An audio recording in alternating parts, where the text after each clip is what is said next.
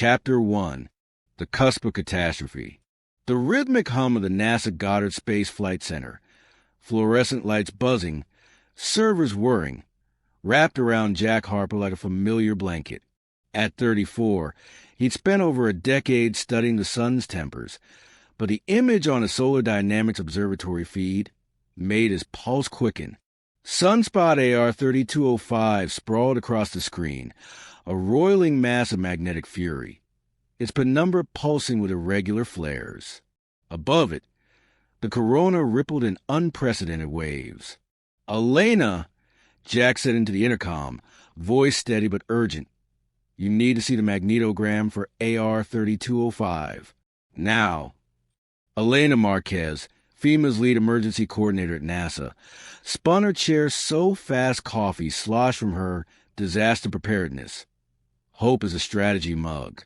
Dark curls escaped her messy bun as she leaned over his shoulder. Is this another 2012 near miss? Worse. Magnetic flux density at 3.0 teslas, 1.5 times the Carrington event's peak.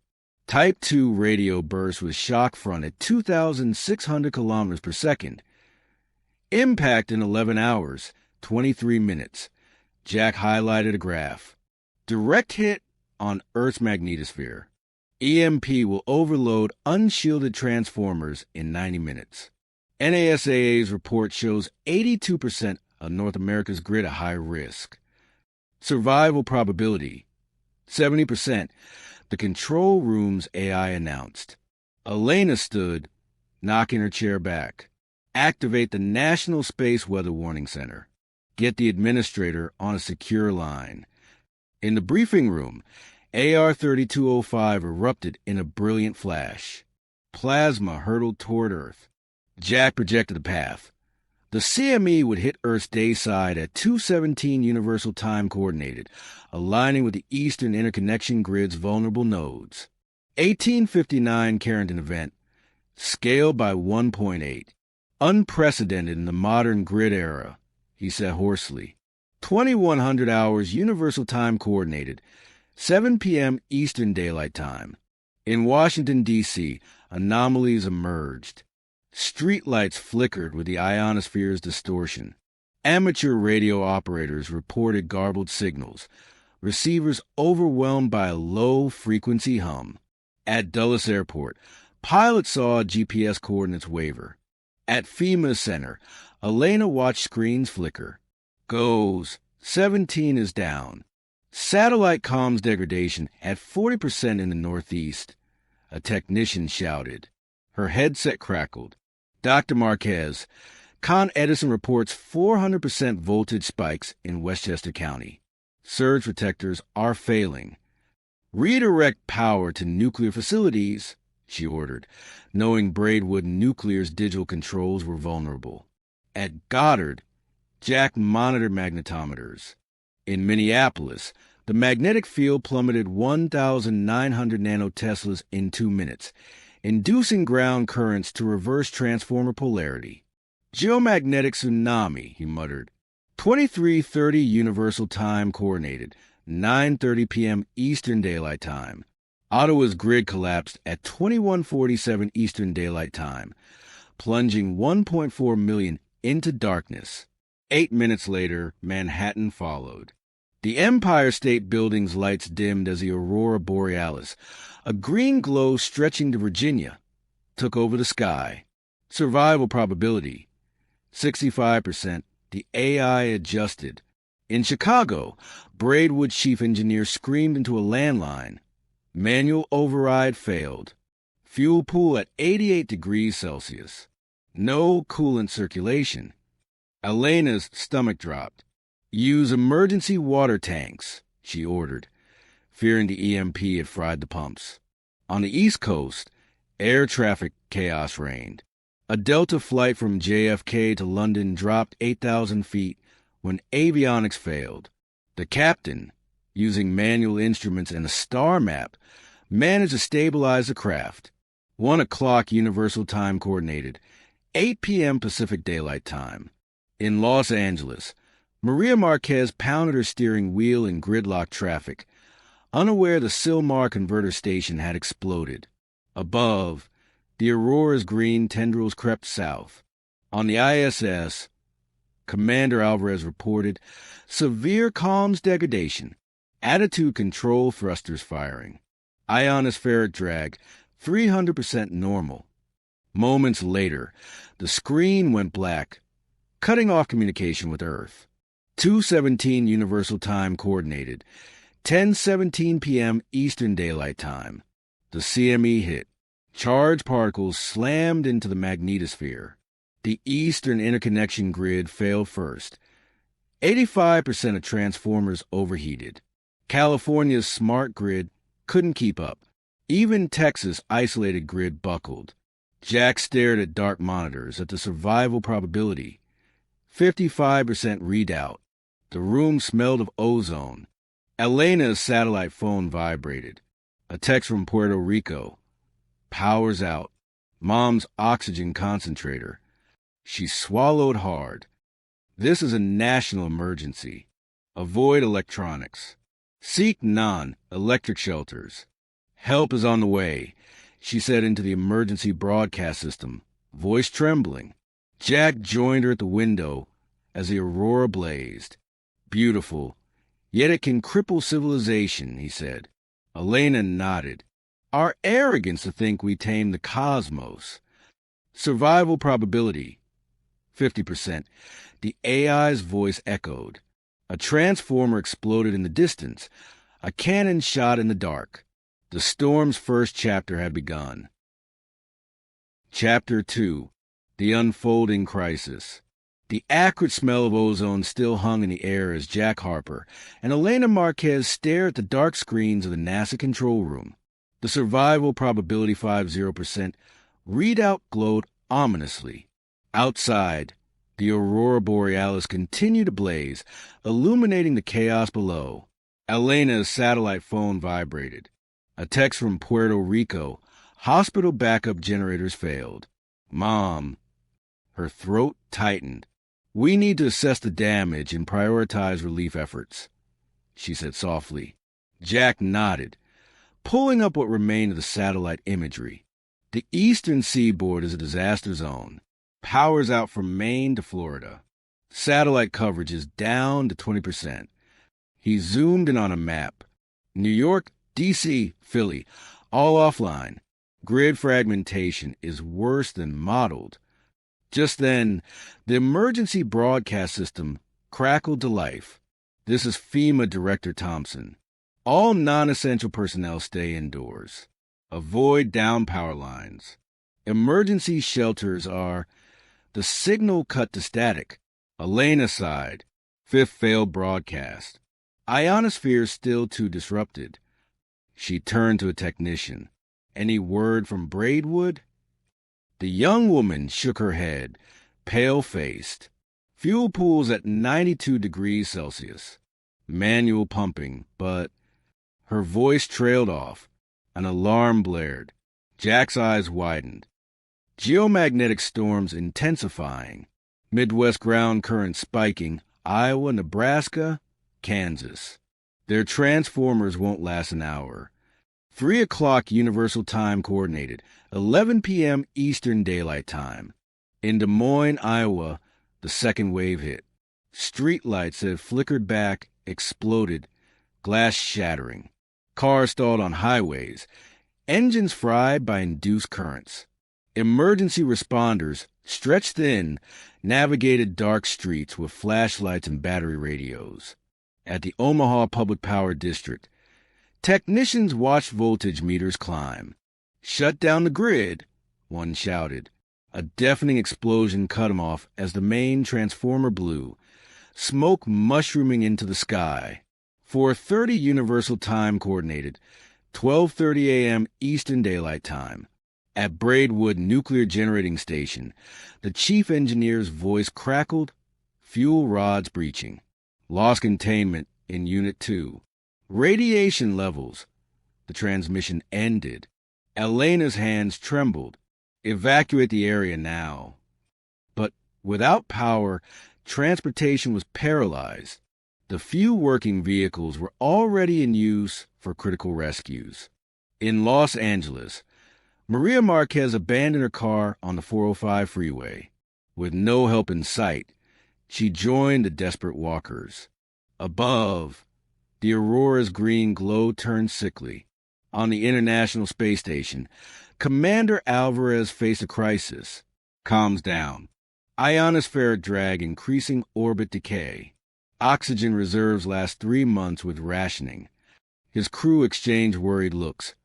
Earth support was gone. 6 o'clock Universal Time Coordinated. 2 a.m. Eastern Daylight Time. The sun rose on a changed world. The aurora faded, but the damage remained. Looting broke out in cities as people sought food and water. Hospitals, on failing backup generators, prioritized only critical patients. Jack and Elena, still at the NASA control room, were running on adrenaline. Got high-frequency radios working. Jack said, showing contact reports. Australia, Japan, Africa offer assistance, but coordinating without a grid. Elena nodded. Old methods, shortwave radio, manual relays. We need ground teams. She looked at the devastated cityscape. This isn't just a blackout. It's civilization's collapse. The AI's voice echoed, survival probability 45%. Jack sighed. Running out of time and resources. How do we rebuild? Elena had no answer. The battle for humanity's survival had just begun, and the odds kept dropping. Chapter 3. Descent into Despair. The first rays of dawn painted the sky a sickly orange as Jack Harper and Elena Marquez surveyed the damage from a NASA control room. The air hung heavy with the smell of smoke and despair, and survival probability 45% readout seemed to mock their efforts. Outside, the aurora had finally faded, but the darkness it left behind was far more menacing. Elena's hand shook as she scrolled through a flood of emergency texts.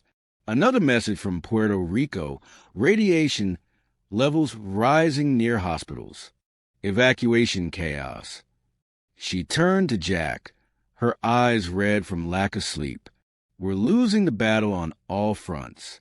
Braidwood's radiation levels are off the charts, and we can't evacuate the surrounding towns without vehicles or functioning communication systems. Jack zoomed in on a makeshift map cobbled together from scattered radio reports. The Midwest is in free fall. Des Moines and Omaha are completely dark, and reports of looting are spreading. Plus, we've lost contact with every nuclear facility outside of the backup generator's range. He slammed his fist on the console, and those won't last forever. Just then, a technician stumbled over, her face ashen. Dr. Marquez, we're detecting abnormal radiation spikes in the upper atmosphere. It's like the Braidwood leak is spreading faster than we predicted. Elena's blood ran cold. Activate the old-school radiation warning sirens in affected areas. We need to get people underground now. But she knew the chances of anyone hearing the alerts in the chaos were slim. 8 o'clock Universal Time Coordinated. 4 a.m. Eastern Daylight Time. In Chicago, the situation at Braidwood had become a nightmare. Radiation levels around the plant had reached lethal levels, and the few workers still trying to contain the leak were forced to retreat. The chief engineer's final transmission crackled over the emergency frequency. Containment breach in all units. Radiation spreading. God help us. The line went dead, leaving behind a deafening silence.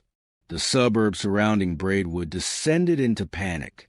Families huddled in basements, desperately filtering water and rationing food as they waited for help that seemed unlikely to arrive.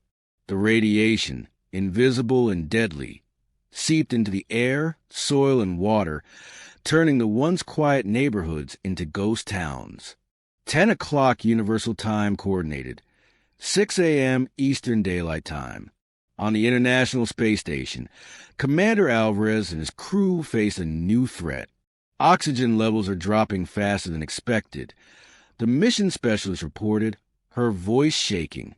The solar storm fried some of the life support sensors, and we're losing precious resources. Alvarez clenched his jaw. Double the rationing. We'll have to conserve every last breath until we can figure out a way to fix the systems or get a resupply, and pray that Earth still has a means to send help. But as he looked at the black screens that once connected them to their home planet, he knew the odds were stacked against them. 12 o'clock Universal Time Coordinated, 8 a.m. Eastern Daylight Time. In Los Angeles, Maria Marquez joined a group of survivors scavenging for supplies. They'd managed to break into a grocery store, but the shelves were already picked clean. "This can't be it," a young man said, desperation in his voice. "We're smarter than this. We built cities, sent people to space, and now we're fighting over stale bread." Maria didn't answer. She stared out at the abandoned streets, the silence broken only by the distant sound of explosions. The city that once never slept now lay in ruins, its skyscrapers dark and ominous against the smoggy sky. Back at NASA, Jack and Elena's last hope flickered to life. A faint signal from a group of scientists in Australia. "We developed a theory on how to shield the remaining grids from further damage," the voice said, distorted by static. "But we need access to your satellite data if any of it's still intact." Elena's heart leaped. "We'll find a way. Just hold on." She turned to Jack. "It's a long shot, but it's all we've got. If we can get them the data, maybe, just maybe, we can start rebuilding." But the AI's cold voice interrupted their momentary hope.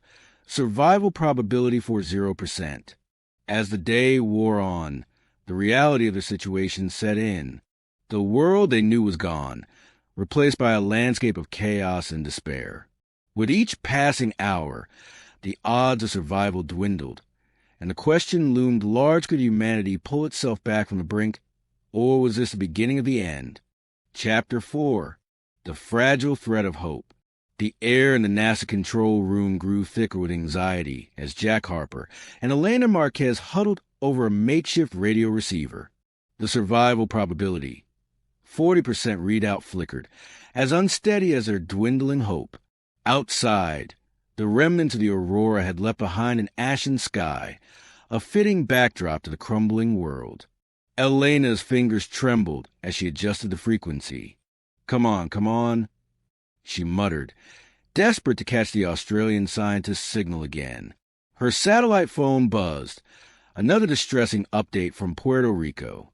Radiation levels had doubled in the past hour, and the makeshift shelters were running out of supplies. Jack slammed his hand on the table. "The radiation from Braidwood is spreading faster than we modeled. It's heading towards major population centers, and with no functioning transportation, we can't evacuate anyone."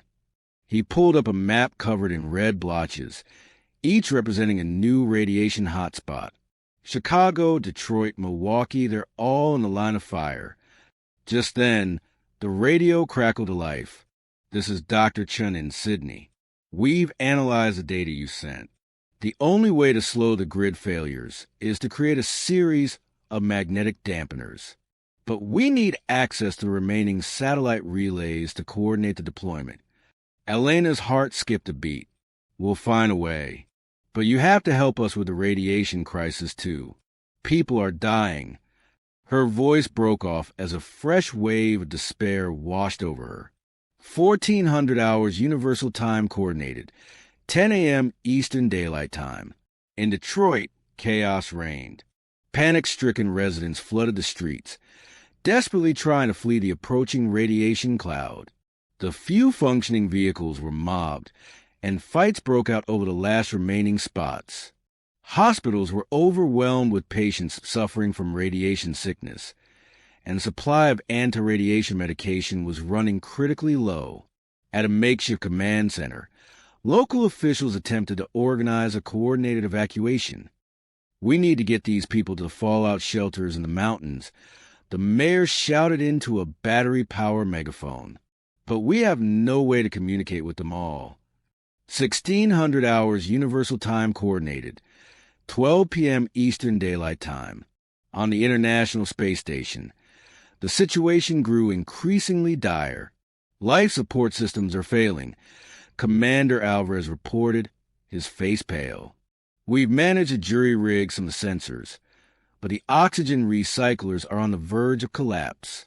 We're down to 2 months' worth of oxygen at the current rationing level. The crew's morale was at an all-time low. They watched Earth from the windows, a once beautiful blue planet, now marred by darkness and chaos. You think anyone down there is still alive?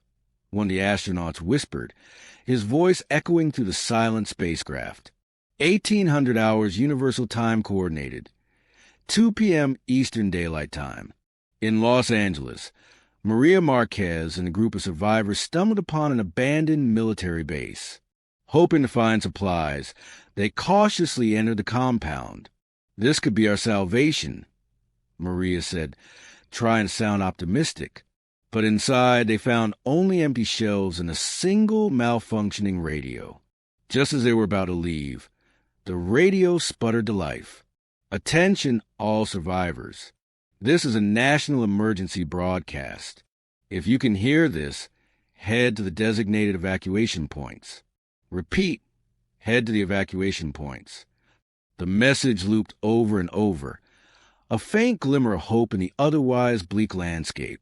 Back at NASA, Jack and Elena had managed to establish a tenuous link with a satellite relay.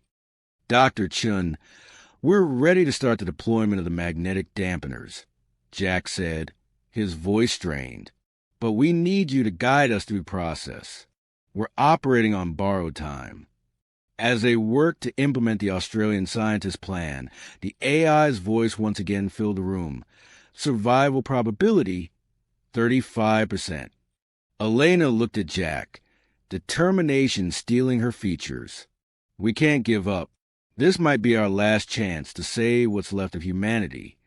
But deep down, she couldn't shake the feeling that they were fighting a losing battle, and that the fragile thread of hope they clung could snap at any moment. Chapter 5, Shadows of Desperation. The dim emergency lights of the NASA control room cast long, ghostly shadows over Jack Harper and Elena Marquez as they frantically worked to implement Dr. Chen's plan. The survival probability. 35% readout flickered on the screen, a constant reminder of the precarious situation.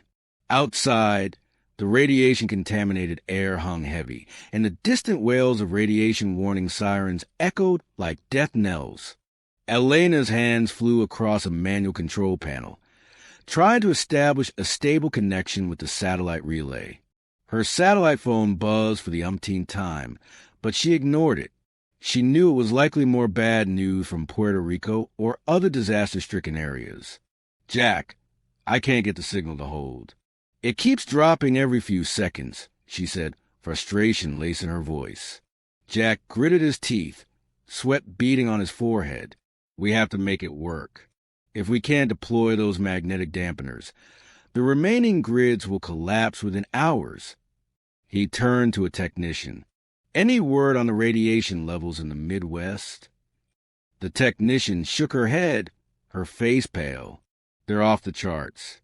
Detroit is a ghost town. People who didn't evacuate in time.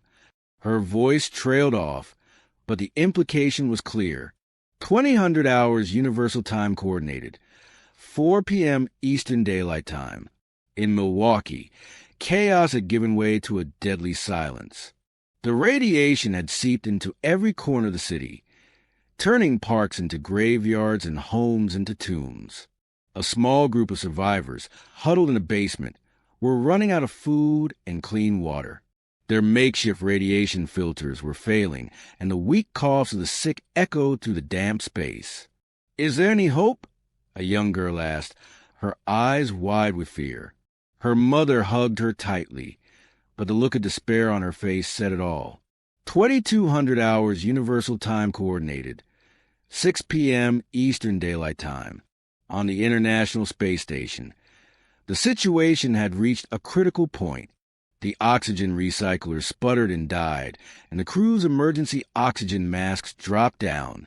Commander Alvarez's voice was calm but urgent. Everyone, stay calm. We'll switch to the reserve oxygen tanks. But that only buys us a few more days. We need to fix the recyclers, and we need to do it fast. The astronauts, already weak from months of rationing, forced themselves to work. They floated through the narrow corridors, their hands shaking as they tried to jury-rig the broken equipment. But with limited tools and no support from Earth, their chances of success seemed slim. Midnight UTC, 8 p.m. Pacific Daylight Time. In Los Angeles, Maria Marquez and her group of survivors followed the radio's instructions and made their way towards a designated evacuation point. But when they arrived, they found only chaos. A large crowd of desperate people fought over the last remaining supplies, and there were no signs of any organized rescue effort. "Where's the help they promised?" A man shouted angrily. "Are we just supposed to die here?" Maria's heart sank. She looked around at the sea of desperate faces and knew that they were on their own. Just then, she noticed a strange glow on the horizon. At first, she thought it was the aurora, but as it grew brighter, she realized it was something far more terrifying, a wildfire, fanned by the dry winds and fueled by the abandoned city's debris. Back at NASA, Jack and Elena finally managed to establish a stable connection. "Dr. Chun, we're ready to deploy," Jack said, his voice hoarse with relief. But before they could start the process, the control room shook violently. An alarm blared and a new warning flashed on the screen. Tectonic activity detected near the New Madrid fault line. Elena's eyes widened in horror. "No, it can't be. A major earthquake now. We can't handle this." The AI's cold voice filled the room once again. Survival probability, 30%. Jack and Elena looked at each other, the weight of the world on their shoulders. The shadow of desperation loomed large, and they wondered if humanity had any fight left in them. Chapter 6. The Earth Shakes. The first tremor jolted the NASA control room, sending monitors crashing to the floor and technicians sprawling. Jack Harper gripped the edge of the desk. Knuckles white as the room lurched violently. "New Madrid fault," he shouted over the roar of collapsing equipment. Magnitude 7.5, just as the models predicted. Elena Marquez clung to a support beam, her voice trembling. "The already damaged grids can't handle this. Every transformer within 500 miles will." Another shake cut her off, and a crack split the wall, releasing the acrid stench of burning rubber. The AI's voice intoned. Survival probability, 25%. 1:30 Universal Time Coordinated, 9:30 p.m. Eastern Daylight Time. In St. Louis, the epicenter, the ground rippled like a stormy sea. Skyscrapers swayed, their glass facades shattering into deadly shards. The Mississippi River surged over its banks, flooding downtown streets and shorting out power lines. Emergency sirens wailed, drowned out by the Earth's thunderous roar. At the Cahokia power plant, engineers watched in horror as turbines misaligned. "We've lost containment," one yelled. The building collapsed, burying them under steel and concrete. 3 o'clock Universal Time Coordinated, 11 p.m. Eastern Daylight Time. On the International Space Station, Commander Alvarez reported, "Orbit decay rate spiked 40%. Will burn up in the atmosphere in 48 hours. Oxygen reserves were critical. Recyclers failed. Focus on reentry protocols," the pilot said, voice tight. "Landing without air traffic control." 5 o'clock Universal Time Coordinated, 1 a.m. Eastern Daylight Time. In Los Angeles, Maria Marquez led her group from the advancing wildfire. Earthquake-triggered landslides blocked escape routes. "This way," she shouted, pointing to a storm drain. The ground trembled again, concrete groaning above them. A young boy stumbled. His mother grabbed him as a street crack spewed hot steam. Why is this happening? He sobbed. Maria had no answer, only a silent prayer. 7 o'clock Universal Time Coordinated, 3 a.m. Eastern Daylight Time. Jack and Elena crawled through debris to a backup radio. Dr. Chun, the Eastern grid's destroyed. Jack barked. We need those magnetic dampeners deployed now, before the West Coast falls. The Australian scientist's voice crackled, sending coordinates of the last satellite. Protect the Rocky Mountain microgrids. Elena input data with shaking hands. That's where the surviving nuclear facilities are. If we lose them, humanity loses its last chance. Jack finished. The survival display glowed red, 20%. 9 o'clock Universal Time Coordinated, 5 a.m. Eastern Daylight Time. In Denver's nuclear bunker, scientists worked on a risky plan, using rocket fuel for a localized magnetic shield. Long shot, the lead engineer said, but it might protect the Rockies from CME aftershocks. The damaged satellite flickered to life, revealing the still-functioning microgrid. 11 o'clock Universal Time Coordinated, 7 a.m. Eastern Daylight Time. Commander Alvarez initiated emergency reentry. The crew braced as the station shuddered through smoke and radiation. They crash-landed in Nevada, met with devastation. Yet in the distance, the microgrid's light still glimmered. Back at NASA, Jack and Elena watched the final satellite feed go dark. The AI's last update, survival probability, 15%. As the sun rose, they stepped outside into a silent, broken world. The earth had shaken. The sun had roared. But as long as hope lingered, the fight for survival would continue. Chapter 7. Flicker of Resilience. The emergency generator's hum echoed through the NASA control room as Jack Harper and Elena Marquez huddled over a hand-cranked radio. The survival probability, 15%. Readout glowed dimly, competing with the amber light seeping through dust-covered windows. Outside, the air smelled of ash and metal, a toxic blend of wildfire smoke and radioactive fallout. Elena ignored a new text from Puerto Rico, focusing on the radio static. Any signal from Aspen? Jack adjusted the antenna, jaw tight. Faint bursts, nothing clear. If their microgrid's still up, they're cut off. He tapped a map dotted with red zones. Braidwood's radiation spread 300 miles east. Chicago's uninhabitable. Detroit's lethal in 30 minutes. The AI chimed in atmospheric radiation, 1,200 MUSV/H in hot zones. Filtration systems critical. 1,300 hours Universal Time Coordinated, 9 a.m. Eastern Daylight Time. In the Rocky Mountains, Dr. Lena Carter slammed the Geiger counter on the bunker table. Its rapid clicks a death knell. Fallout's here. Filters at 85% capacity. They'll fail by dawn. A young engineer flinched. What about the magnetic shield? Shields can't stop radiation, Lena snapped, scrolling through power stats. And we're down to 8 transformers. 1 aftershock, and we're dark. 1,500 hours Universal Time Coordinated, 11 a.m. Eastern Daylight Time. In the Nevada desert, Commander Alvarez led his crew through ash, ISS suits filtering toxic air. A bloated cow carcass lay ahead, skin blistered by radiation. Stay focused, he said, eyeing the distant glow. Aspen's coordinates. Lieutenant Ortiz nodded, voice muffled by her helmet. If they're alive, they need our skills. If not, Alvarez didn't respond. Hope was a luxury, but it was all they had. 1,700 hours Universal Time Coordinated, 1 p.m. Eastern Daylight Time. In L.A.'s basement, Maria Marquez froze as a radio crackled. Aspen microgrid.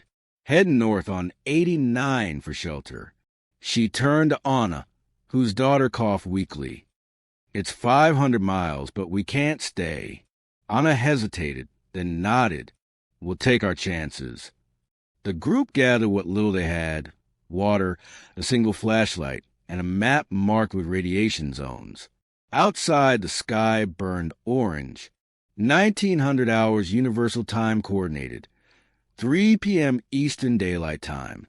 Jack grabbed a radio as a voice emerged. "Goddard, this is Aspen. Radiation filters failing. Send help." Elena leaned in, voice urgent. "Convoy en route with supplies. Protect the reactors. They're our last hope." A pause, then we picked up an ISS signal. "Are they yours?" Jack's breath hitched. "Commander Alvarez and crew. They can fix your life support. Let them in." 2100 hours Universal Time Coordinated. 5 p.m. Eastern Daylight Time. At Aspen's perimeter, guards aimed rifles at the astronauts. "ISS crew," Alvarez said, removing his helmet. "We're here to help." Dr. Lena met them in the airlock, eyes weary but hopeful. "Fusion generators overheating. Can you fix it?" "Give us tools," Ortiz said, already unstrapping her gear. "We'll need spare parts." Inside the bunker, the hum of failing systems filled the air. Lena led them to a makeshift generator, its casing warped from heat. "This keeps us alive," she said. "Lose it, and we're dead."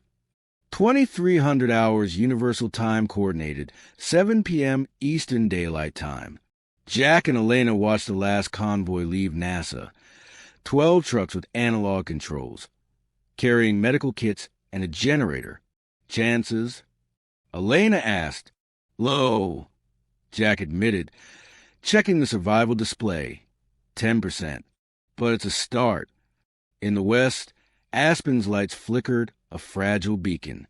Inside, engineers and astronauts worked side by side, soldering wires and rerouting power. Outside, Maria's group began their journey, navigating cracked roads and radiation warnings.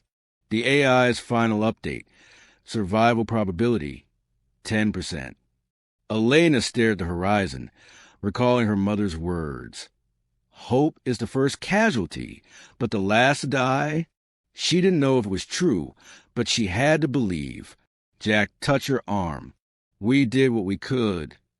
"Not enough," she said, voice firm. "Not until every survivor is safe." Somewhere, a generator sputtered back to life. Somewhere, people fought. The world was broken, but not defeated. Not yet. Chapter 8. The Final Push. The rhythmic hum of Aspen's emergency generators echoed through the concrete bunker as Lieutenant Ortiz wrestled with fraying voltage regulators.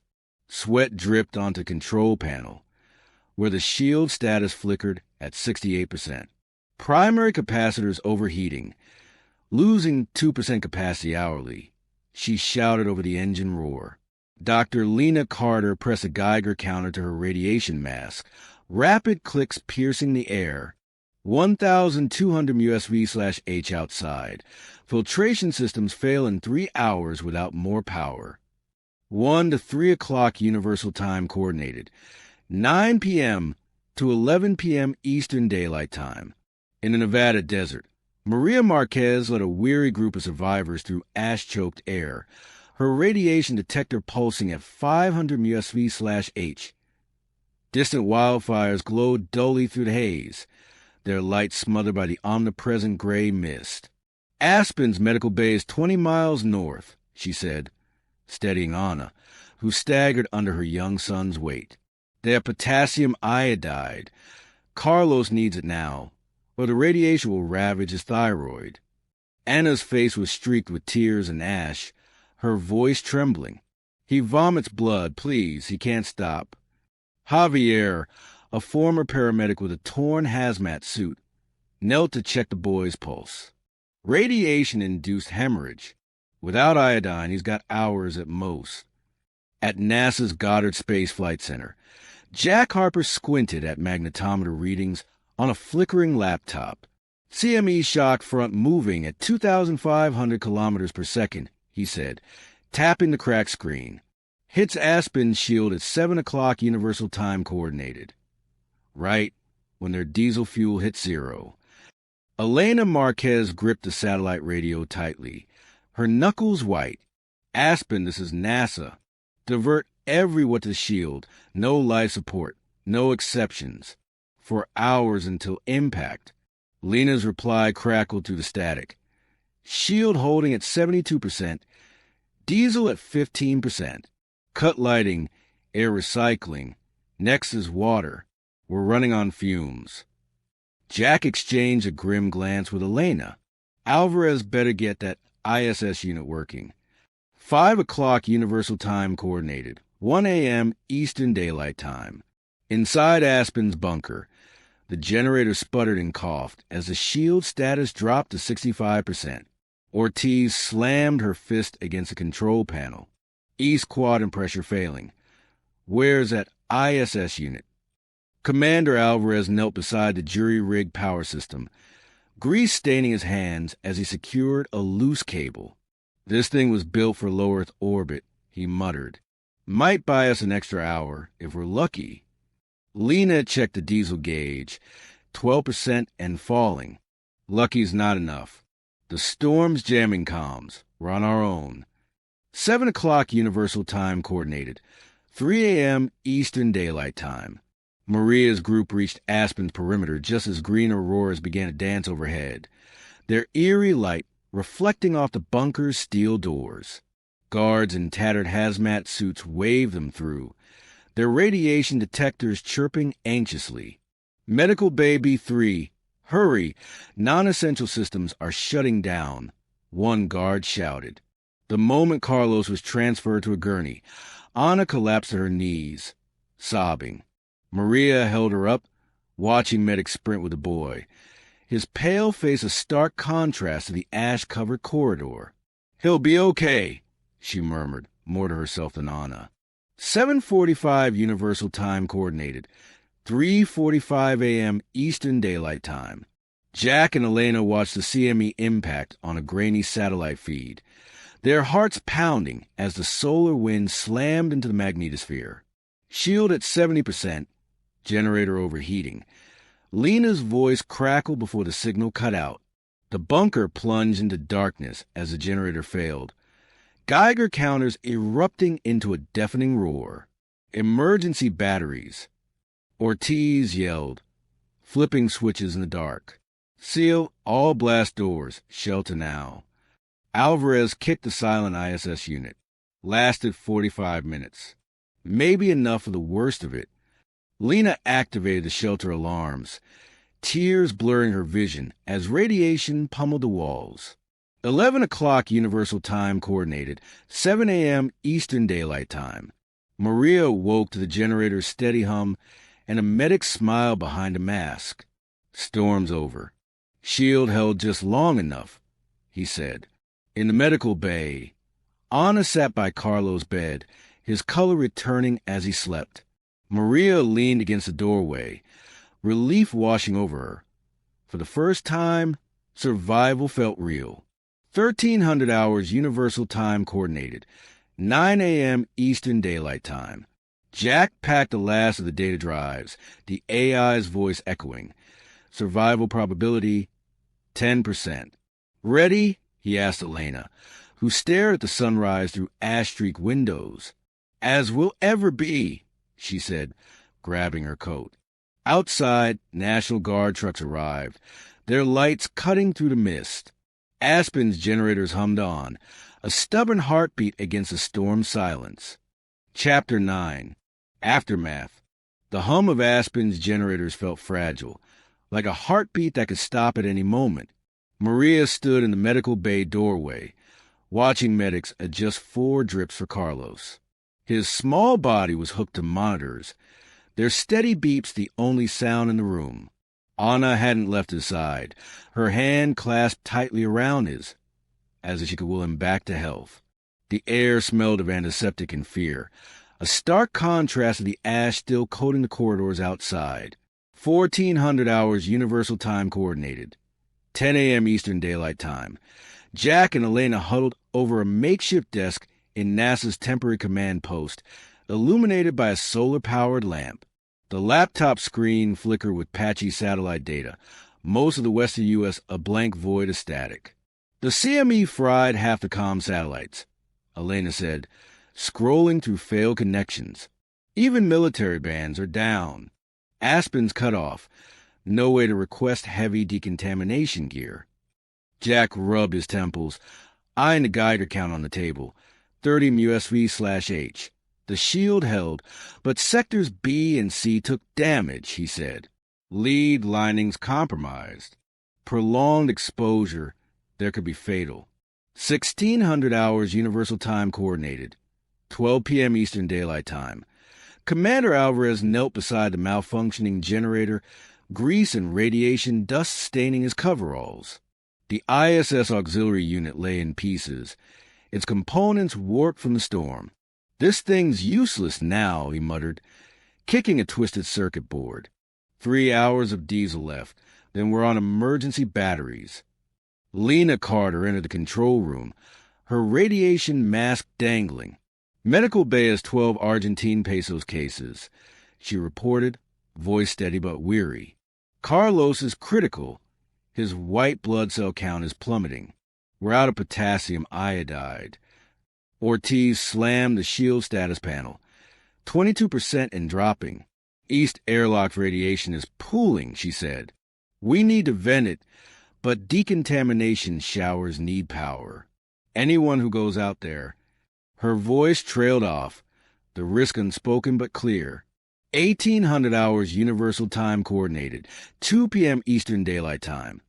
In the Nevada desert, a National Guard convoy churned through ash-covered highways, headlights cutting through perpetual twilight.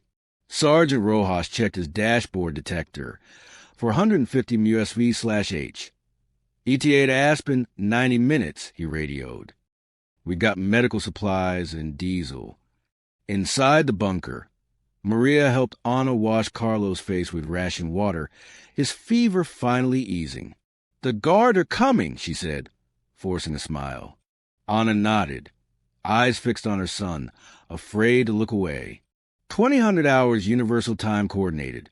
For p.m. Eastern Daylight Time, Jack's laptop buzzed to life, a faint signal breaking through. "Elena, NOAA satellite feed," he shouted. The screen showed the Rockies, a faint green haze of residual auroras. Storm's clearing, but the atmosphere's still charged. Another CME could hit in 48 hours. Elena's face paled. "We can't survive another hit," she said. "Shield at 20%, diesel critical." She squared her shoulders. "Priorities: repair the generator, reinforce the shield, evacuate survivors." 2200 hours Universal Time Coordinated. 6 p.m. Eastern Daylight Time. The first Humvee arrived as the generator sputtered out, plunging the bunker into emergency light. Rojas and his team carried crates of supplies, their hazmat suits clanking against the steel doors. "Command post?" he asked Ortiz, handing over a portable analyzer. "Mobile decontamination unit outside. Start moving non-critical personnel." Alvarez directed soldiers to jury-rig the generator with Humvee parts. "Won't last long," he warned, tightening a bolt. "But it'll get us through the night." 2 o'clock Universal Time Coordinated. 10 p.m. Eastern Daylight Time.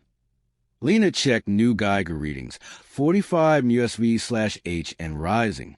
Damaged shield sectors leaked radiation into bunker.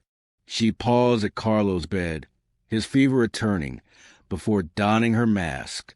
Outside, Jack and Elena watched the guard set up a temporary shield booster, borrowed from nuclear disaster protocols. 6 o'clock Universal Time Coordinated, 2 a.m. Eastern Daylight Time. Maria entered the east airlock, her radiation suit squeaking. Cracked lead lining and radioactive ash covered the floor. She placed new shielding panels, her detector chirping at 150 MUSV/H. Dangerous, but manageable for short shifts. In the control room, Ortiz monitored the shield, 35% with the booster. "Not safe yet," she said, "but we got a fighting chance." 10 o'clock Universal Time Coordinated, 6 a.m. Eastern Daylight Time. Jack uploaded Aspen's data to the guard's encrypted drive, the AI's last message echoing. Survival probability, 18%. Better, but still precarious. Elena touched his shoulder, pointing to the sunrise, a pale, ash-filtered light, but a symbol of hope. "Let's go," she said. "The world needs to know what happened here." Aspen's generators hummed on, a fragile victory. Outside, distant birds chirped, a reminder that even after catastrophe, life persisted, tentative, but unbroken. Chapter 10. Long road ahead. The hum of Aspen's generators echoed dully through the concrete corridors, a fragile lifeline in the aftermath of the storm. Maria stood at the medical bay entrance, watching as medics adjusted Carlos' foredrip. His face was still pale, but the violent vomiting had stopped, for now. Anna sat beside him, her hand resting lightly on his forehead, as if afraid to let go. 1400 hours Universal Time Coordinated. 10 a.m. Eastern Daylight Time. In the command center, Jack and Elena pored over radiation maps on a solar-powered laptop. Most of Colorado was shaded in red. Contamination levels too high for safe exposure. The CME deposited cesium, 137 across the Rockies, Jack said, circling Aspen's location. Surface water's toxic, and the soil won't be viable for years. Elena frowned, scrolling through emergency broadcasts. National Guards prioritizing nuclear facilities, she said. Civilian shelters like ours are low on the list. We're on our own for supplies. 1600 hours Universal Time Coordinated. 12 p.m. Eastern Daylight Time. Commander Alvarez knelt beside the sputtering generator, grease and ash coating his hands. The ISS Auxiliary Unit, their last hope for extra power, lay in pieces on the floor. The electromagnetic pulse fried the circuit boards, he told Ortiz, voice tight with frustration. We got 6 hours of diesel left. Then it's back to emergency batteries. Lena Carter entered the control room, carrying a clipboard of medical reports. 12 cases of acute radiation sickness, she said. We're out of potassium iodide, and the antibiotics are running low. She glanced at the shield status. 28% and unstable.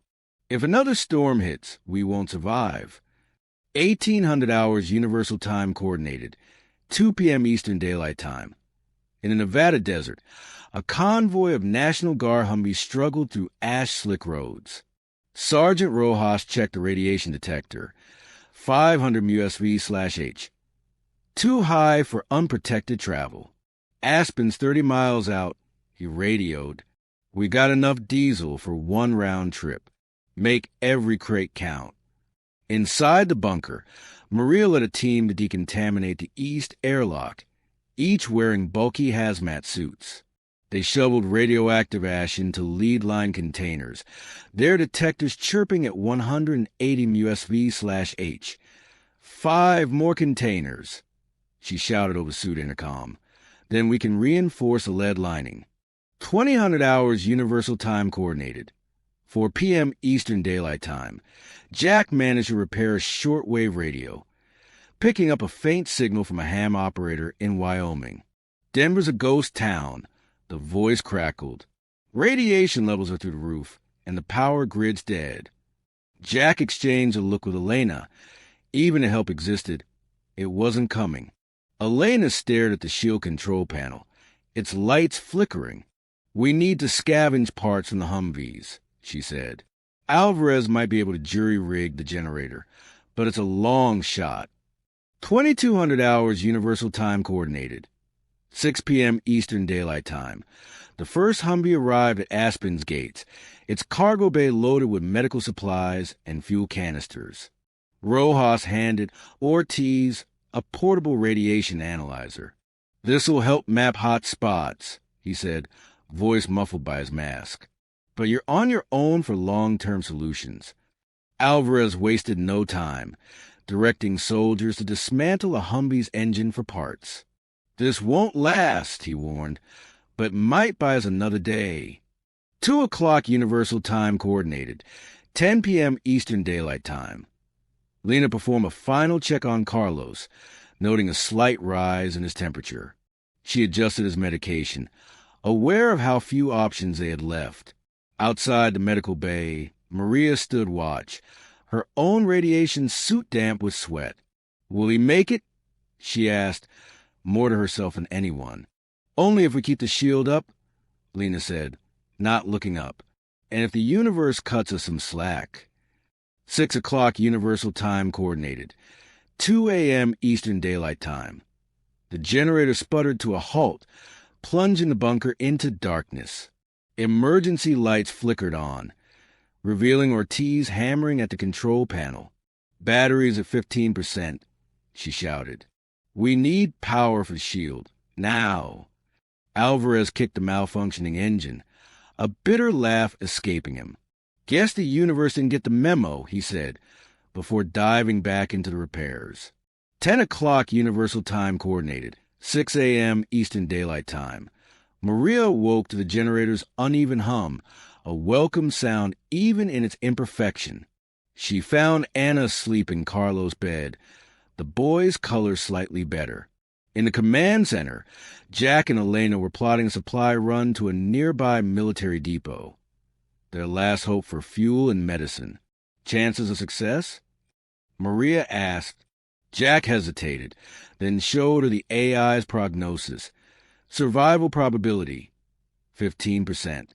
"Better than nothing," he said, though his voice lacked conviction. Elena clapped a hand on his shoulder. "It's enough," she said, staring at the ash-covered horizon.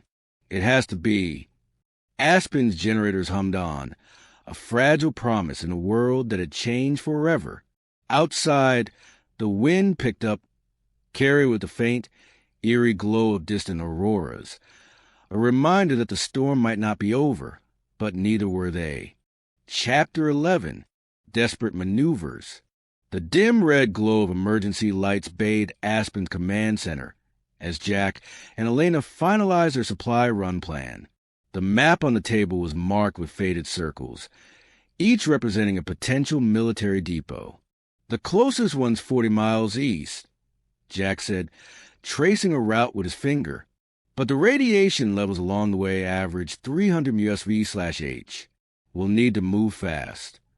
Elena nodded, strapping a radiation detector to her belt.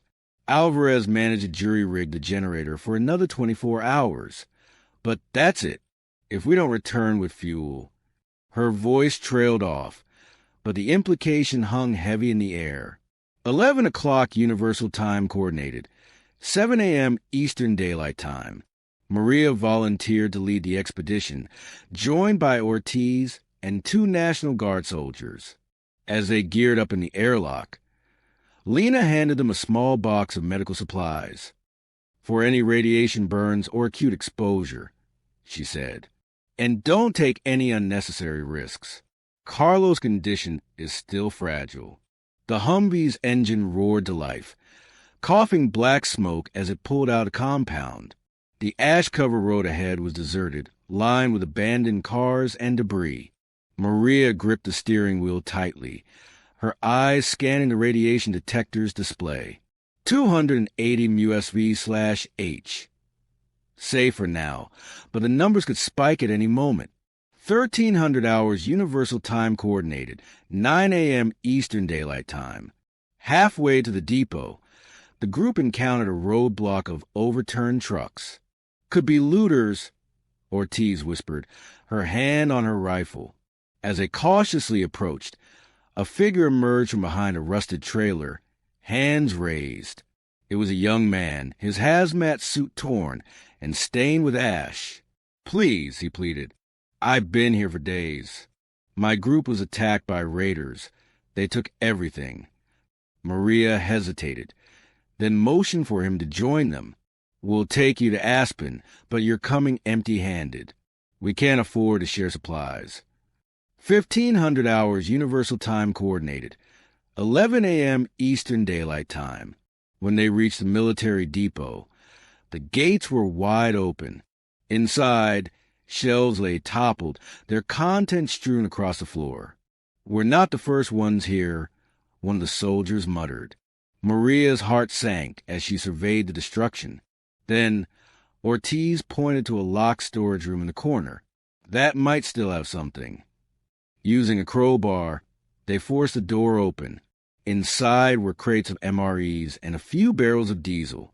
"It's not much," Maria said, "but it'll buy us some time." As they loaded the supplies onto the Humvee, the young man suddenly froze. "I hear something," he hissed. 1700 hours Universal Time Coordinated, 1 p.m. Eastern Daylight Time.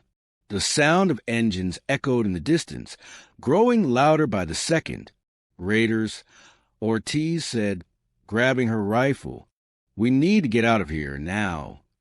The Humvee screeched out of the depot, but it was too late. A group of armored vehicles appeared over the horizon, their guns trained on the retreating vehicle. Bullets peppered the Humvee's rear as Maria floored the gas pedal. "We can't outrun them," one of the soldiers shouted. Ortiz aimed her rifle through the rear window and fired, hitting one of the Raiders' tires. The vehicle swerved, but more gunfire followed. 1900 hours Universal Time Coordinated, 3 p.m. Eastern Daylight Time. Just as the situation seemed hopeless, a sandstorm whipped up, obscuring the Raiders' view. Maria took the opportunity to veer off the main road, navigating through a maze of backstreets. By the time the storm cleared, the Raiders were nowhere in sight. Exhausted but relieved, the group made their way back to Aspen. As they unloaded the supplies, Alvarez examined the diesel barrels. "This'll keep the generator running for a week," he said, a rare smile on his face. Jack and Elena exchanged a look. It was a small victory, but in their new reality, every day counted. 2100 hours Universal Time Coordinated, 5 p.m. Eastern Daylight Time. That night, as Maria checked on Carlos, Ana thanked her tearfully. "You risked your life for us," she said. Maria shook her head. "We're all in this together, and we'll do whatever it takes to survive." Outside, the generator's hum continued, a steadier rhythm than before. But Maria knew that the respite was temporary, with Raiders on the prowl and another solar storm a constant threat. Their fight for survival had only just begun. Chapter 12, Defensive Precautions. The morning after the supply run, a heavy sense of unease settled over Aspen's bunker. Maria gathered the survivors in command center, the air thick with tension. Maps of the surrounding area, marked with faded circles and hastily scribbled notes, were spread out on the table. "Raiders know we have supplies," she said, her voice steady but carrying an underlying urgency. "We need to fortify our defenses, and we need to do it quickly." Jack, his eyes fixed on the tablet displaying the bunker schematics, nodded in agreement. "The main entrance is our weakest point. With the remaining steel from the Humvees, we can reinforce the blast doors, but it's going to be a tough job. We'll need everyone's help." His fingers drummed nervously on the edge of the tablet, a telltale sign of his anxiety. 9 o'clock Universal Time Coordinated, 5 a.m. Eastern Daylight Time. Outside, the radioactive wasteland stretched out as far as the eye could see. Commander Alvarez led a team out of the bunker, their movements cautious as they huddled under a makeshift lead shield. Radiation detectors chirped steadily at 200 MUSV/H, a constant reminder of the danger that surrounded them. "All right, let's get to work," Alvarez shouted over the howling wind. "Cut the axles into bars and strip the armor plating. This scrap metal is going to be our new line of defense." The team immediately got to work, the sound of saws and hammers filling the air. Inside the bunker, Lena had transformed the corner into a training area.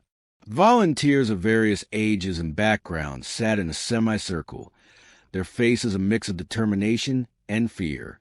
"With our medical supplies running low, prevention is key," Lena said, holding up a bandage. She demonstrated how to dress radiation burns, her hands steady despite the gravity of the situation. Look out for symptoms like fatigue, nausea, and hair loss.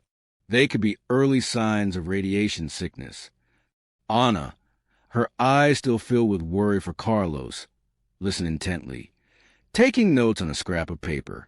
11 o'clock Universal Time coordinated. 7 a.m. Eastern Daylight Time. Elena and Ortiz were busy setting up a perimeter surveillance system. These solar-powered motion sensors won't stop an attack, Elena said, adjusting the angle of the security camera. But they'll give us some warning. Every second counts. Ortiz studied a map, marking potential blind spots with a red pen. We also need the station guards at the ventilation shafts. They could be an easy entry point for unwanted visitors. Jake, the young survivor they had rescued, had locked himself in the utility room. His hands were covered in grease as he worked on a broken water filtration unit. I used to work on industrial systems, he had told Maria. I think I can fix this. After hours of tinkering, he emerged with a tired but triumphant smile. This should boost our water production by 30%. Maria smiled back, a glimmer of hope in her eyes. 1400 hours Universal Time coordinated. 10 a.m. Eastern Daylight Time. As the day wore on, the bunker was filled with the sounds of construction and preparation. The blast doors were almost reinforced, and the surveillance system was nearly complete. Just as the team was taking a short break, a shrill alarm pierced the air.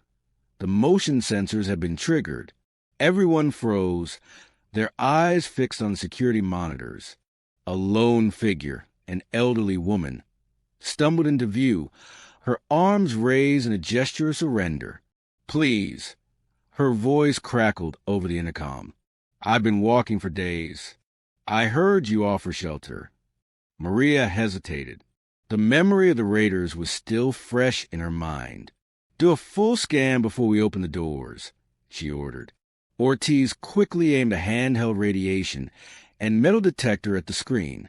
The seconds ticked by slowly, the tension in the room almost palpable. Finally, the readings came back clean.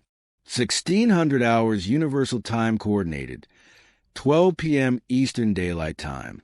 The moment the blast doors opened, the woman, Clara, collapsed to the ground. Lena rushed to her side, checking her vital signs. She's dehydrated and malnourished, but no signs of radiation sickness, she reported. Clara weakly grasped Lena's hand. Thank you. I thought I was going to die out there. That evening, as the survivors gathered for a meager meal, Maria stood up to address the group. We can't save everyone, but we can't turn away those who truly need our help. From now on, we'll screen every newcomer, and we'll all share the workload. We're in this together, and the only way we'll survive is by sticking together. Outside, the wind continued to howl, carrying with it the faint rumble of thunder. Inside the bunker, the survivors sat together, their faces tired but determined. The future was uncertain, but they were ready to face whatever came next, united in their fight for survival. Chapter 13. Perilous Journey. The pre-dawn chill in Aspen's bunker was thick with anxiety as Jack, Elena, and 4 soldiers ready for the supply run. Maria Double checked their radiation suits, her fingers lingering on the frayed seams. The military depot is 40 miles north, she said, sliding a map across the table. But radiation levels on Route 85 are off the charts. Take the old county roads, and don't engage unless you have to. Jack nodded, strapping a Geiger counter to his belt. Its constant ticking filled the tense silence. We'll make a detour, but it'll cost us 2 hours. Every minute counts. Elena, already in the driver's seat of the Humvee, revved the engine. The sound echoed through the bunker's airlock, a stark reminder of the dangers that awaited them outside. 7 o'clock Universal Time coordinated. 3 a.m. Eastern Daylight Time. The Humvee rumbled out of the compound, its headlights cutting through the ash-filled darkness. The landscape was a desolate expanse of abandoned cars and crumbling buildings, a ghostly reminder of the world that once was. Radiation's holding at 250 MUSV/H, Elena reported, her eyes fixed on the road. Jack's gaze darted between the Geiger counter and the rearview mirror, his body tense with anticipation. An hour into the journey, the vehicle hit a hidden pothole, jolting everyone inside. "Damn it!" one of the soldiers exclaimed, scrambling to secure the supplies in the back. Just then, the Geiger counter's chirping accelerated rapidly. 1,200 MUSV/H. Jack shouted, "We're in a hot zone. Keep moving." Elena floored the gas pedal, the Humvee's tires screeching against the cracked asphalt. 9 o'clock Universal Time Coordinated, 5 a.m. Eastern Daylight Time. As they approached the outskirts of a small town, Elena slammed on the brakes. A massive sinkhole, its edges still crumbling, blocked their path. "We'll have to go around," she said, turning onto a narrow dirt road. But the Humvee's tires soon sank into the soft, radiation-contaminated soil. "We're stuck," she groaned, pounding the steering wheel in frustration. The team jumped out, shovels in hand, but the ground was like quicksand. "We need something for traction," Jack said, scanning the area. His eyes landed on a rusted metal fence. That might work. As they struggled to drag the fence segments, a thick, greenish fog rolled in. "Radiation fog," one of the soldiers yelled. "Get back in the vehicle." 11 o'clock Universal Time Coordinated, 7 a.m. Eastern Daylight Time. Back at the bunker, Lena hovered over Clara's bedside. The elderly woman's fever had spiked overnight, her skin flushed and clammy. "It's an infection," Lena told Anna, who had been helping in the medical bay. "Without antibiotics." Her voice trailed off as the intercom crackled to life. "Lena, we have a radiation leak in the west airlock." Lena rushed to the airlock, her heart pounding. Volunteers were desperately trying to seal the breach, their faces pale behind their masks. "The seal failed," one of them shouted. "Readings are rising fast." Lena checked the radiation detector, 800 MUSV/H, and climbing. "Evacuate everyone to the central shelter. Now!" 1300 hours Universal Time Coordinated, 9 a.m. Eastern Daylight Time. Jack and the team finally managed to free the Humvee, but their fuel was running dangerously low. "We're less than 10 miles from the depot," Elena said, her knuckles white from gripping the steering wheel. As they rounded a bend, a group of figures emerged from behind a half-collapsed building. "Raiders," Jack hissed. "Get down." The raiders, armed with makeshift weapons, advanced on the vehicle. "Hand over your supplies, or you won't make out alive," their leader shouted. Jack exchanged a look with Elena. They couldn't afford to fight. They needed those supplies too badly. "We'll give you half our fuel," Jack called out. "Let us pass." 1500 hours Universal Time Coordinated, 11 a.m. Eastern Daylight Time. After a tense negotiation, the raiders agreed, siphoning off half of the Humvee's fuel. "You're lucky we're running low, too," the leader sneered. Jack gritted his teeth as he watched the fuel disappear. Every drop was precious, but they had no other choice. Back at the bunker, Maria was overseeing the repair of the airlock. "We're using lead sheets from the old storage," she told Commander Alvarez. "It should hold, but we're pushing our luck." Just then, the radio crackled. "Maria, this is Jack. We're on our way back, but we lost half our fuel." And the depot, static cut him off. 1700 hours Universal Time Coordinated, 1 p.m. Eastern Daylight Time. When the Humvee finally rolled into the compound, Jack and Elena looked exhausted. "The depot was picked clean," Jack said, unloading a few meager crates. "This is all we could find." Maria's shoulders slumped, but she nodded. "It'll have to do. We've come this far." That evening, As the survivors gathered for a sparse meal, Maria stood up. Our journey is far from over, but we've faced adversity before and we've overcome it. As long as we stick together, we'll find a way to survive. Outside, the wind howled, carrying with it the promise of more challenges. But inside the bunker, the survivors sat side by side, their resolve unbroken. Chapter 14. Desperate Measures. The morning after the failed supply run, a heavy cloud of despair hung over Aspen's bunker. The meager supplies Jack and Elena had brought back were barely enough to last a week. Maria gathered the survivors in command center, her face etched with worry.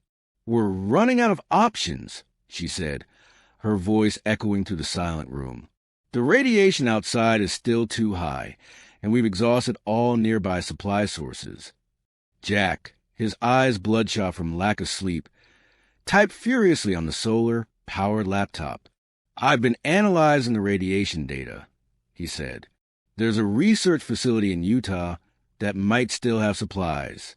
It's further than we'd like to travel, but it's our best chance." Elena shook her head. "The journey would take at least 2 days, and we're low on fuel. Plus, we don't know what we'll find there." 8 o'clock Universal Time Coordinated. 4 a.m. Eastern Daylight Time. Commander Alvarez was in the engine room, trying to squeeze every last drop of power from the failing generator. "If we shut down non-essential systems, we might be able to conserve enough power for the shield," he told Ortiz. "But that means no lights, no ventilation, and limited communication." Ortiz frowned. "The survivors won't take kindly to that.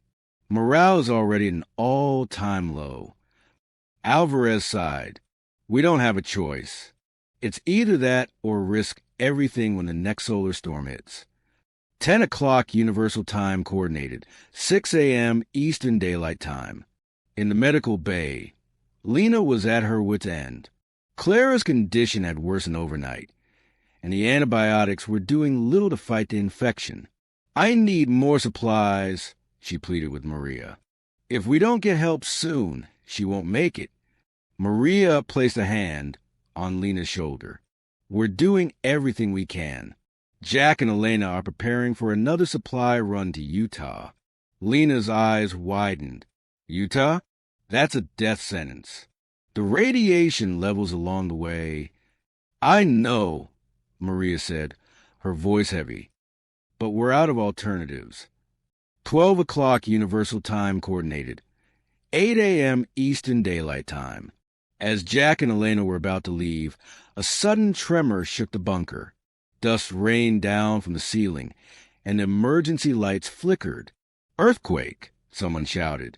The team rushed to the control room to check the damage. "The west wall has a crack," Ortiz reported. "It's not too bad yet, but if another quake hits—" Jack checked the radiation readings. The quake might have disturbed the radioactive soil. Levels are rising in the immediate area. 1400 hours Universal Time Coordinated. 10 a.m. Eastern Daylight Time. Back at the medical bay, Clara took a turn for the worse. Her breathing was labored, and her skin was turning blue.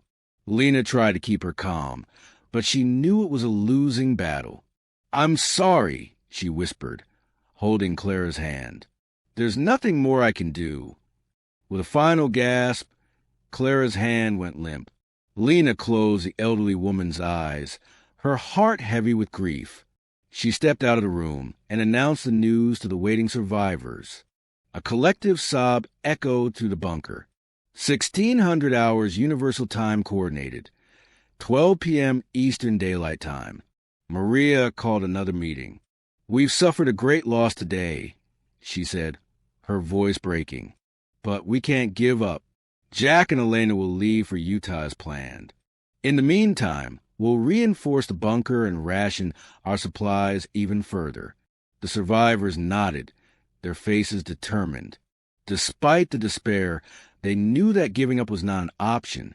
1800 hours Universal Time Coordinated. 2 p.m. Eastern Daylight Time. Just as Jack and Elena were about to drive off in the Humvee, A faint radio signal crackled to life. "Aspen, this is NASA. Do you copy?" Everyone froze, their eyes wide with shock. Jack rushed to the radio. "This is Aspen. We copy. What's going on?" "Listen carefully," the voice said. "We've developed a method to neutralize the radiation. We're sending a team your way with the equipment. Hold on for just a little longer." Hope filled the bunker for the first time in days. Maria smiled through her tears. Maybe, just maybe, we're going to make it after all. Outside, the wind continued to howl, but inside Aspen's bunker, a glimmer of hope burned bright, setting the stage for the final showdown in the upcoming chapters. Chapter 15, Race Against Time. The news of NASA's impending help injected a jolt of energy into Aspen's bunker, but the elation was short-lived. Jack monitored the radiation levels, his expression growing graver by the minute. "The seismic activity has caused a radiation surge," he announced. "The levels outside are now too high even for our reinforced suits. If the NASA team doesn't arrive soon..." His voice trailed off, but everyone understood the unspoken threat. Inside the medical bay, Lena was overwhelmed with new cases of radiation-induced illnesses. With Clara's death still fresh in everyone's minds, the fear was palpable. "We're down to our last few doses of painkillers," she told Maria, "and the water filtration system is on the verge of failing. We can't keep this up for much longer." 9 o'clock Universal Time Coordinated, 5 a.m. Eastern Daylight Time. Commander Alvarez and Ortiz were in a race against time to fortify the bunker further. They worked on reinforcing the cracked west wall with salvaged metal sheets, their hands raw from effort. "This should hold for now," Alvarez said, wiping the sweat from his brow. But another tremor like the last one, and we're done for. Just as they were finishing up, an alarm blared from the ventilation system. "Radiation leak detected in Sector C," a voice shouted over the intercom. Alvarez and Ortiz exchanged a panicked look before sprinting toward the affected area. 11 o'clock Universal Time Coordinated, 7 a.m. Eastern Daylight Time. Meanwhile, Jack and Elena, undeterred by the worsening conditions, decided to set out for the research facility in Utah. "We can't just sit here and wait," Jack said. "If we can get the supplies from the facility, it might buy us enough time until NASA arrives." The journey was treacherous. The roads were littered with debris from the earthquake, and the radiation fogs were becoming more frequent. Their Geiger counters were in a constant state of alarm, the readings fluctuating wildly between 800 to 1,500 MUSV/H. 1300 hours Universal Time Coordinated, 9 a.m. Eastern Daylight Time. Back at the bunker, Maria was struggling to keep the survivors calm. Tensions were running high as supplies grew scarce. "We need to ration the water even more strictly," she announced to the group. "And I need volunteers to help with the repairs and monitor the radiation levels." Just then, a group of survivors approached her, led by Jake. "We can't just wait around for things to get better," Jake said. "Let's go out and find more supplies ourselves. There has to be something we missed." Maria shook her head. "The radiation is too dangerous. We have to trust that Jack and Elena will succeed and that NASA will arrive in time." 1500 hours Universal Time Coordinated, 11 a.m. Eastern Daylight Time. Jack and Elena's Humvee suddenly sputtered to a stop. "We're out of fuel," Elena said, her voice filled with despair. They were still 10 miles from the research facility. As they were debating their next move, they spotted a group of figures in the distance. "Raiders," Jack hissed. "We're in trouble." The raiders, seeing the stranded vehicle, wasted no time in approaching. "Hand over everything you've got," their leader demanded. Jack stepped forward, his hands raised in a gesture of peace. "We don't want trouble. We're just trying to survive." But the raiders were in no mood to negotiate. Just as they were about to attack, A loud rumble filled the air. A large military transport vehicle emerged from the ash-filled haze, its powerful headlights blinding the raiders. "This is NASA. Stand down." A voice boomed from the vehicle's speakers. 1700 hours Universal Time Coordinated, 1 p.m. Eastern Daylight Time. The NASA team quickly dispatched the raiders and offered Jack and Elena a ride. On board, they learned that the radiation-neutralizing technology was more complex than expected. "We need a stable power source and a clean environment to set up," the lead scientist explained. "Aspen's damaged generator and contaminated air might pose a problem." Back at the bunker, the situation was growing dire. The radiation leak in Sector C was spreading, and the generator was on the verge of complete failure. As Maria watched the chaos unfold, she could only hope that help would arrive in time. The final chapter was approaching, and the fate of Aspen survivors hung in the balance. Chapter 16, New Dawn. The deafening roar of the approaching NASA transport vehicle cut through the tense silence inside Aspen's bunker. Maria rushed to the command center, her heart pounding with a mix of hope and trepidation. The survivors gathered around the monitors, their eyes fixed on the vehicle's slow but steady approach through the radiation-filled wasteland. Jack and Elena, who had hitched a ride with the NASA team, emerged from the transport vehicle as soon as it came to a stop. Jack was carrying a large crate labeled radiation neutralization equipment, while Elena was leading a group of scientists dressed in specialized hazmat suits. "We don't have much time," Jack shouted. "The generator's on its last legs, and the radiation levels are still rising." Commander Alvarez and Ortiz met the team at the airlock, their faces etched with exhaustion but determination. "The shield's down to 12%, Alvarez reported. "We've been using emergency batteries, but they'll give out any minute." The lead scientist, Dr. Kim, nodded briskly. "We'll set up the equipment in the main hall.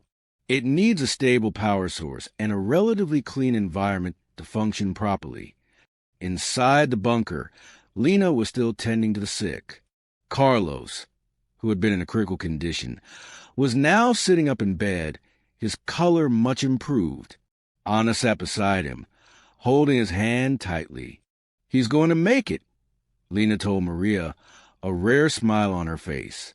"But we still have a long way to go." 10 o'clock Universal Time Coordinated, 6 a.m. Eastern Daylight Time. The NASA team worked with feverish speed. They connected the radiation-neutralizing equipment to the failing generator, their hands moving deftly despite the bulky suits. This device works by emitting a concentrated electromagnetic field that neutralizes the radioactive particles in the air, Dr. Kim explained to Maria. But it requires a significant amount of power. Just as they were about to activate the equipment, the generator let out a final groan and died. The bunker was plunged into darkness, the only light coming from the emergency glow sticks. "No!" Ortiz shouted in frustration. "We were so close." But Jack didn't give up. "The Humvees we scavenged, their batteries might still have enough charge to power the equipment for a short time," he said. Without waiting for a response, he and Elena rushed outside, braving the high radiation levels to disconnect the batteries from the Humvees.